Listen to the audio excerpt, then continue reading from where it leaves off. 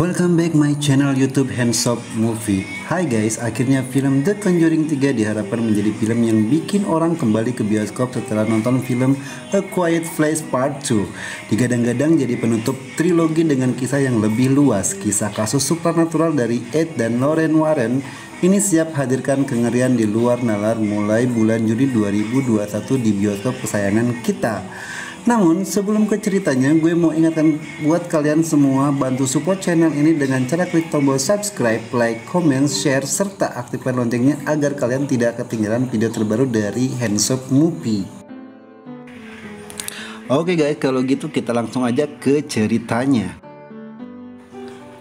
Film The Conjuring The Devil It berkisah tentang kisah tersulit yang pernah dihadapi oleh pasangan paranormal Ed dan Lorraine Warren sepanjang karirnya.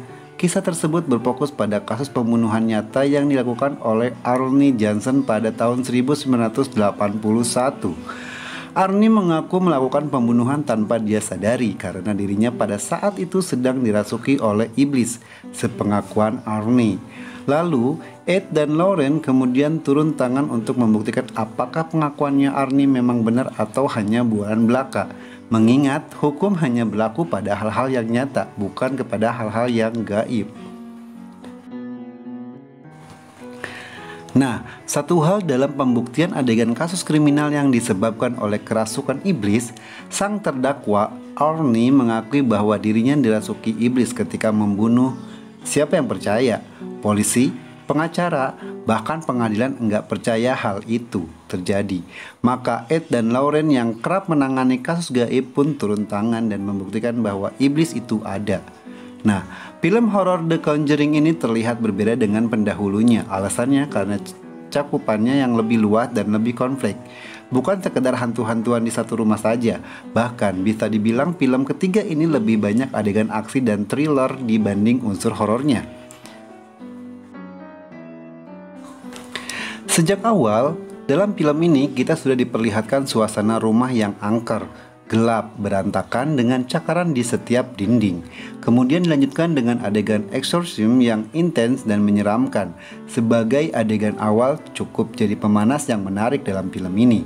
Sosok iblis yang menjadi villain juga kurang ikonis seperti Falak atau Annabelle. Namun kekuatannya bisa menandingi dua makhluk tersebut karena embel-embel sekte bukan arwah penasaran. Meskipun ada beberapa jump screen klise dan momen menakutkan, gue berharap itu lebih intens, namun ini tetap jadi film horor yang bagus meski terlalu lama dan dengan varian yang biasa-biasa saja. Film garapan Michael Chaves ini adalah karya kedua dalam The Conjuring Universe. Setiap The Curse of La Llorona. Tak heran jika dalam beberapa adegan kita merasa familiar dengan film tersebut. Penulis skenarionya juga bukan Chad Hayes dan Craig W. Hayes lagi, melainkan David Leslie Johnson yang sebelumnya menulis untuk film Orphan 2009, The Nun pada tahun 2018 dan sempat membantu duo Hayes di The Conjuring 2. Lalu apakah kengeriannya akan berbeda seperti dua series The Conjuring yang digarap oleh James Wan? Kalau menurut gue, film ini tak seseram dua film sebelumnya.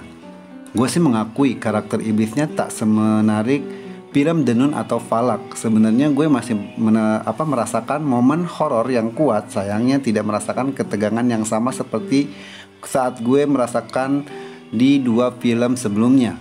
Gue merasa seri kedua adalah film The Conjuring yang terbaik menurut gue, karena gue ngerasa ketakutan dan tegang. Karena lebih menakutkan visual dan scoring arahan James Wan yang fantastis serta suasana yang mistis. The Conjuring yang pertama juga menurut gue tidak seseram yang kedua. Nah, kalau film yang ketiga ini bisa dibilang yang paling biasa saja. Namun bukan berarti paling jelek. Namun film ini tetap menarik untuk melihat pasangan paranormal fenomenal tersebut dalam cerita atau kasus yang berbeda. Dan untungnya masih hadirkan film horor yang cukup solid. Nah, meski treatmentnya digarap mirip-mirip dengan James Wan, The Conjuring The Devil Made Me Do It ini memiliki kekuatan dan nuansa unik yang sama dengan dua film sebelumnya. Jika film The Conjuring ada kelanjutannya, gue sih berharap selanjutnya sang sutradara bisa menampilkan film filmnya dengan nuansa yang paling seram dari ketiga filmnya The Conjuring. Begitu guys, sekian dulu ya cerita alur film The Conjuring 3 dari channelnya Hands Up Movie. Namun sebelum gue pamit undur, bantu support terus channel ini dengan cara klik tombol subscribe, like, komen, serta aktifkan loncengnya agar kalian mendapatkan notifikasi video terbaru dari channelnya Hands Up Movie. Namun kalau kalian mau request untuk film-film selanjutnya yang bakal gue bahas, kalian bisa tulis di kolom komentar. Oke, kalau gitu gue pamit undur. Wassalamualaikum warahmatullahi wabarakatuh.